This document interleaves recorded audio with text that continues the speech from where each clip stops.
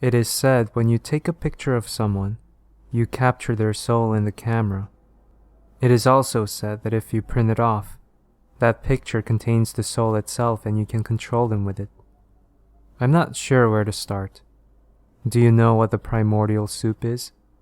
A veritable ocean of elements, all floating around randomly, and through millions of years of time, eventually, the right set of random circumstances came to pass and the elements were able to connect together and form the world's first single-cell organism. Now, that's a really boiled-down version of it, but I'm sure you get the gist of it. Fast forward a few billion years to the early 1990s, when internet use began to rapidly accelerate. Every home had a computer, and new connections between computers were opening on by the second basis. Trillions of bytes of data began to transfer around the world at the speed of light, music, text, sound, and most importantly, pictures. Now when you take a picture of someone and capture their soul, what happens when that picture is converted to data and placed on a hard drive? Does the soul follow? 15 years later, we believe so. We believe that when you take a picture of someone and upload it onto your computer, alongside the image data, a blueprint of the person's soul itself is imprinted on the file itself. Look at your pictures folder. How many souls reside in that folder alone? That's just the beginning though. These soul blueprints each retain pieces of a puzzle, parts of the soul itself as well. Recently, a group of hackers, who refer to themselves as the Cardinals, took an interest to this theory and began experiments. They found anomalies within the binary sequences of images based on similar features of the person they had taken a picture of, a binary DNA if you will. Now these hackers had come to possess a set of 3 extremely important data files, one AVI, one JPG, and one .mp3, each of which possessing interesting, unexplainable qualities. The first, cradle.avi, depicts what appears to be a group of teenagers with a low-quality video camera exploring the basement of a house. The quality of the video is distorted completely beyond any comprehensibility, and the video is very low quality. For most of the video, the camera is passed around the group, handed back and forth and jerked around too much to make anything noticeable out.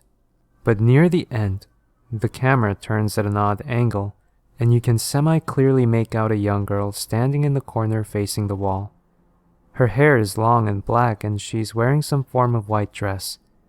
You only see her for a split second, but many people who have seen the video claim there just seems something wrong with her.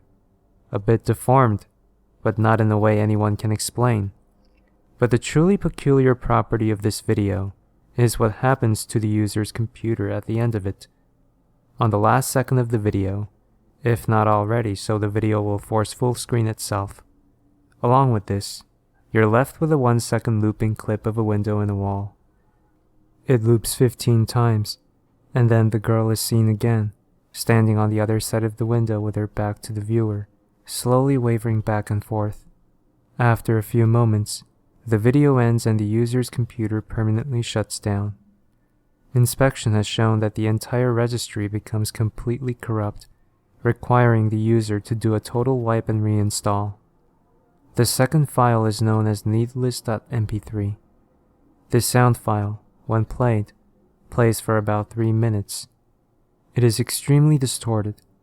One can occasionally make out some form of voice talking, but most of the sound is some form of growling, rolling, crackled roar.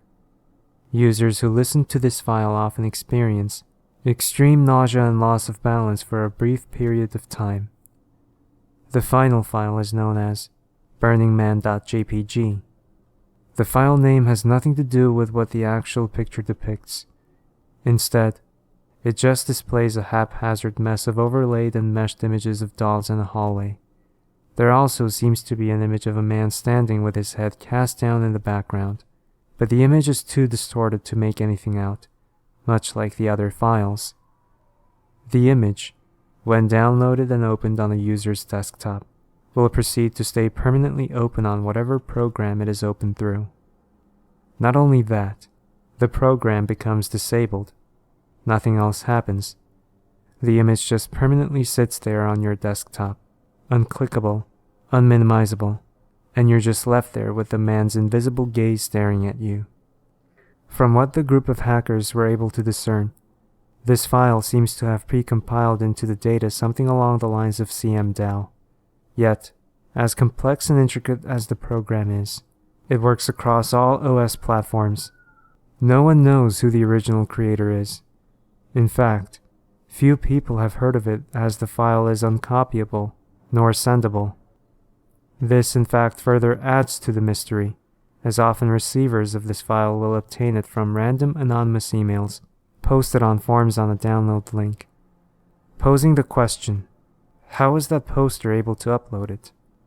If you ever see any of these files, refrain from downloading any of them.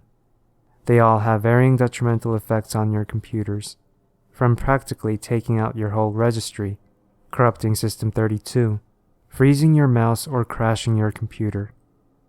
Now onwards. This group of hackers, the Cardinals, took to analyzing these 3 files and comparing their odd behaviors. They had heard of other such odd files, images, data, etc., but were never able to get their hands on them, at least as far as we know, though rumor states they in fact were able to locate and collect all of the known files like the original smile.jpg, barbie.jpg, even suicidemouse.avi. Not even the grifter was able to escape their grasp, rumor states. But rumor also states the grifter video even exists, but that's another story. Nonetheless, all these files in hand, the group lined the files up and began to meticulously work through the binary 1, 0 out of 1 at a time, checking for similar strains and series of binary that matched.